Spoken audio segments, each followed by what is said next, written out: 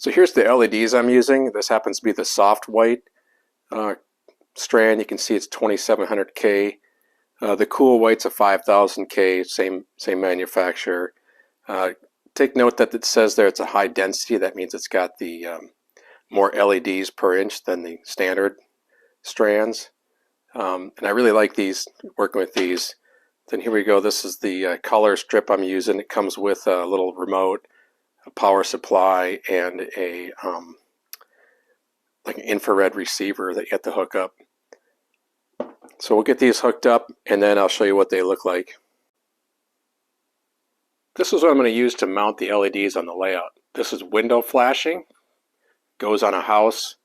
This would be the part that nails to your siding, and this would go out over the top of the window, and this would be the drip edge that comes down over the top of the window trim. So the first step I'm going to do with this is I'm going to take it and use a board. I'm going to open this angle up, and I'll smash it down so it's somewhere about like that. And this will be the surface that I drive screws through to mount it upside down on the layout. And then the LED strips will mount on this white face here, and I'll wash that with an alcohol cloth that is used to wipe off the grease. Now, an optional thing that I do is this little edge here is I'll bend this back more, so I can probably do it with my hands here. So it comes back. No, I guess I can't. There we go. So it kind of looks like that, and I'll do it the whole length of it there. One thing I'm trying on this layout is I'm actually taking this flange here and I'm bending it in half. And the reason why I do that is to give it more strength, because it tends to, when you screw it under the layout, this edge gets a little bit wavy here. And although you don't really see it, I just thought I'd try to see if I could even improve that a little bit. Totally optional, not necessary. I didn't do it on the upper level simply because it was the same width as the board I mounted it on, and I already had LEDs on there, so I didn't want to mess them up. But on the strip I tried on the new section, I did bend this back. And the tool I'm using to bend that back is what's called a bending bar, usually sold in HVAC areas, and it's just a simple bar. You can slide it on the metal and it easily bends back. I'm not sure if you even need it. This stuff bends extremely easy. You can bend it with your finger. So we'll get started and I'll show you how I put all this stuff together and get it up under the layout.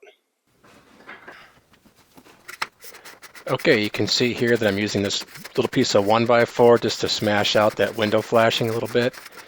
I kind of go down the whole length and do it just a little bit, and then I go back and open it up even more. Here you can see I'm pushing it down even a little harder yet. I do it in stages so I don't kink it. Here's that bending bar I talked about, and I'm bending that little edge back on itself, basically making it parallel to the screwing flange. And the reason why I do that is it just sits nicer up under my valence edge there. It sits a little tighter, but it's totally optional. And it goes pretty quick though, so it's not a bad thing to do. Now I'm going to use this bending bar, and I'm going to bend back the nailing or the screwing flange here. And this is a little bit trickier. I'm keeping it in the middle, and I'm sliding this on that flashing. I'm bending it in stages, so I'm bending it like 10 degrees just to get it started. And then I'll go back through it, bend it a little bit more, and then I'll finally bend it totally back on itself. So here now you can see I'm giving it even more of a bend, just working that bar along there. Once you kind of get the bend started, it's a little bit easier because you can just slide it down to the bend line and work it over. Typically on a bending bar you would have bent the short edge first, or the long edge in half, and then the short edge, but this isn't exactly the length of a piece of HVAC trim. So you can see this bends so easy. I'm just using my finger just to close up the bend all the way. And then I'm using one of these bending pliers just to smash it even flatter. That didn't work as well as I was hoping, so you can see I'll get to the end and I'll just go grab a piece of 1x4 and go over to the concrete and just hammer it down all the way. So there we go. I'm just tapping it down, getting that bend even tighter yet. There you can see that made a really strong edge. Through all the bending process, there gets a little bit of bow in it, so I'm just softly bending it across my knee. You definitely don't want to go all the way with that and kink it. Now here I'm applying the LEDs, and I almost forgot to wipe it off with that alcohol pad. But here I'm getting all the fingerprint oils off and anything that's on there. Now I'm going to go back and keep running this LED strip on there, and I just peel off a little bit of the backing at a time. Otherwise, you'll have a sticky mess. And it's really hard to get these on there in a way really good, because you can't just rub your thumb on there and push the LED tape down, because there's LEDs all along there. So you kind of do this thing you can see here. It looks like I'm almost typing or something, where I'm patting the strip down between every LED with my thumb, and then I kind of go back and forth, just making sure it's really tight on there. If you've used these before, you know it's really frustrating if you don't have a good surface to put the LEDs on. They'll just fall off later on. That's why I like using this aluminum window flashing. Is first of all, it's already painted white. It's very smooth, and if you wipe it off with that alcohol wipe, it's nice and clean, and the LEDs just stick really good. So now you can see I'm laying the next strip. I think this is probably the warm white strip, and I'm laying it right along the cool white. And if you look really carefully, you'll notice I'd made a mistake here, and I didn't see it till right when I'm putting this strip on there, is that I accidentally bought the wrong cool white. I bought a normal density, and you can see there's a lot more LEDs on the cool white. And here again, now I'm putting in the color strip right next to there, and it's really nice that it's almost like this was made for that. All three strips fit right next to each other, and you just run them right down, stick them down there, and press them on there. Now I'm taking off the factory plugs that came on the end of these strips, because I'm going to be wiring them up with some longer strands of wire. And this particular one, you can see I have a strip there off on the upper corner of the screen there. That's because the one strip of the flashing wasn't long enough to do the whole length of the layout in this section, so I made another second shorter one. And what I do with these is I keep them separate, but I make up these little jumper wires and solder them onto one of the LED assemblies, and then I'll screw this two strips up next to each other, and then go ahead and solder the jumper wires onto the next strip. It's a little bit awkward soldering upside down and backwards, so what I'll do is I'll get them on one strip and then solder them up on the layout to the other strip. That just, at least it cuts the awkwardness in half. And you can see I was pointing out there all the little pads that you have to solder to. They do sell plugs that go on those. They kind of crimp over the top of those, but they're kind of big and bulky, and I just like these small little pieces of wire. This is solid core wire. It's like thermostat wire, and I'm just soldering it across there. I do actually use a color system, like, trying to keep the same colors on the same strips, but it really doesn't matter as long as you make sure you're going to the same pads on the adjacent strip. So you can see I'm upside down under the layout, and I'm pushing it up tight to my valance, and I'm using tech screws to just screw through that flange that I bent in half. And because I use a 1/4-inch plywood on the bottom of my upper level, I'm not worried about finding braces, so it works really nice. I just zip that up there and I just work my way along. So you can see here, this is the power supply, and you can hear how loud the stock fan is. So I'm going to replace that fan with a quiet fan. Now here you can see the power supply that I'm going to be using, and this is the fan I'm going to replace it with. This fan is a 60 by 60 by 25, and I got this off of Amazon here. And I'm going to use this in place of the fan that's inside of this unit here. I'm just going to take apart the screws on it, and then I'm going to swap out the fans. Now this fan is not a direct replacement for what's in there, but I'll show you how I solved that problem. So we'll get these screws off here and get this thing apart. Had some problem with the screws on mine as they were kind of stripped out, probably over tightened, so I'm going to use a screwdriver and just pry the case a little bit apart to get the screws to back out.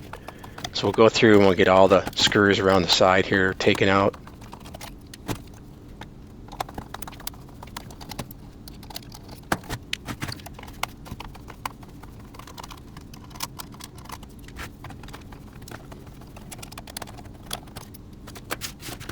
So now we'll lift off the cover. Got to cut that little piece of tape there. Now the two screws hold the fan in, so we'll get those out, and then the fan just plugs into the board there.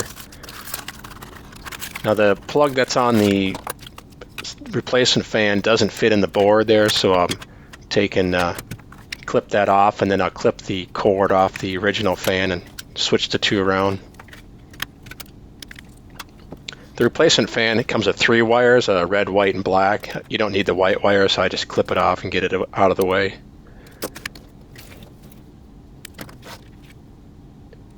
Installing some heat shrink tubing here to cover up the solder joints once I'm done.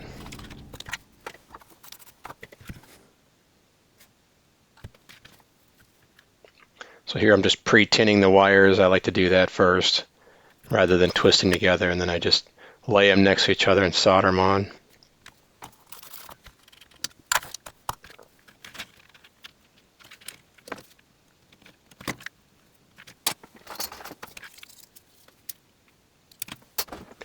Okay, so I'll plug the fan back in here, and then I'll screw the fan back to the metal cover using the same screws I took out.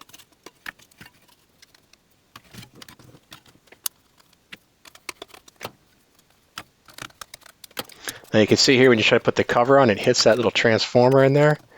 So what I'm going to do is I'm just going to bend out these edges here that were once used to screw it on, and that'll make an edge that the cover now will sit down on top. And then I'll just use some tape to tape the cover back on. Here I'm using the HVAC, that aluminum tape. Totally not necessary. I've used plaster packing tape, works fine.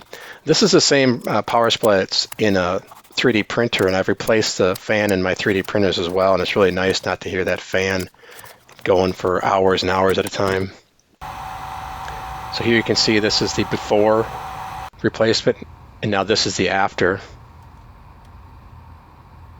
These are the dimmers that I'm using to control the lights. One of these will be used for the warm whites, and one of these will be used for the cool whites. And this is just some 12-volt power that's being run to them from the power supply that I modified. These dimmers I got off of Amazon. They come in a little box, and I just took them out of the box so I can mount them under the layout. What I'm going to do is I'm just going to mount these pots right here in some holes I drilled on the end of the layout.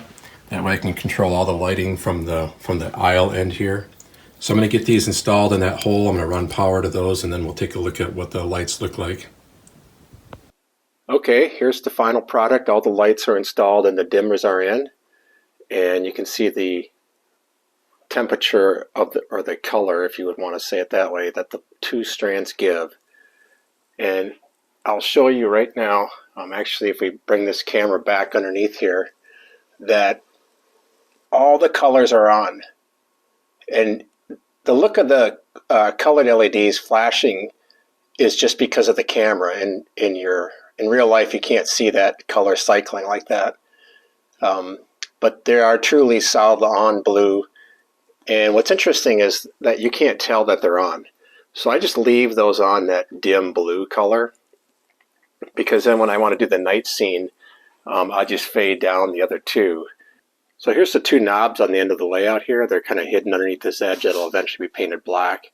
And I've got the warm and the cool light here. The colored lights are controlled by a little remote that they come with.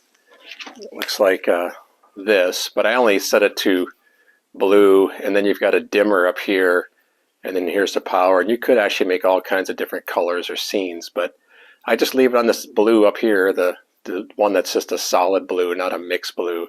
And then I actually just dim it down and then leave it dimmed. I don't even turn this off because you can't see it with the other lights on. So I'll do a quick example of what the two strands look like. And I think I will for this strand. I'll turn the color ones up just to make sure they're not affecting the colors at all.